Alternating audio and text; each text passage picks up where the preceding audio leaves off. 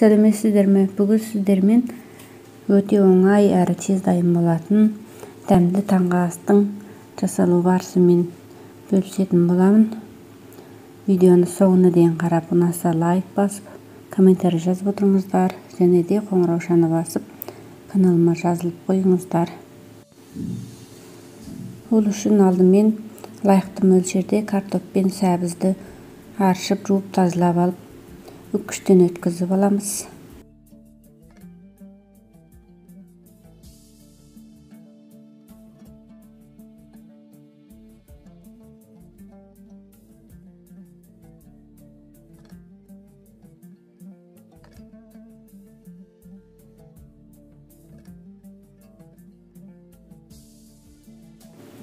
Онан соң қарайып кетпес үшін бірнеше рет су тұнық болғанша жуып аламыз. Онан соң үстіне азырақ ұн салып араластырамыз.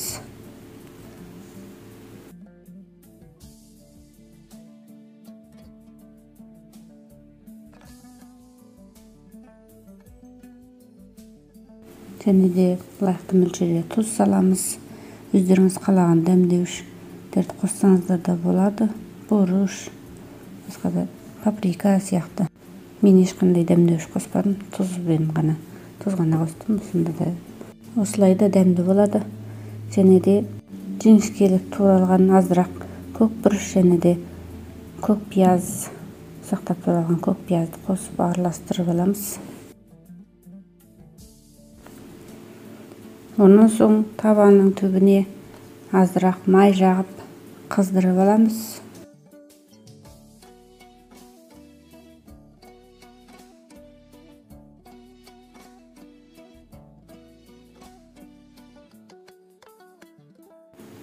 Онан соң көкөністерімізді салып, ортасын құстың ұясы құсатып саламыз табамызға.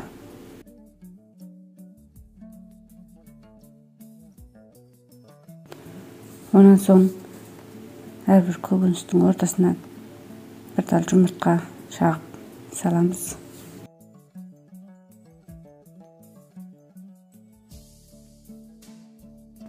Астыңғы жағы қатып, қызарған соң екінші бетіне алмастырып, қызартып пісіріп аламыз. Баяу отта пісіретін боламыз.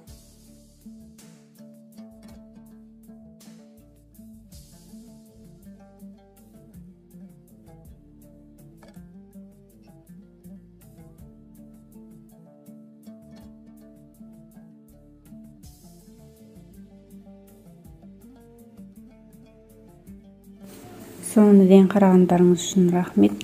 Астарыңыз дәмді болсын. Міндетті түрде жасап көріңіздер. Сіздерге ұнайтынына сенімдімін. Келесі кездескенше сау болыңыздар.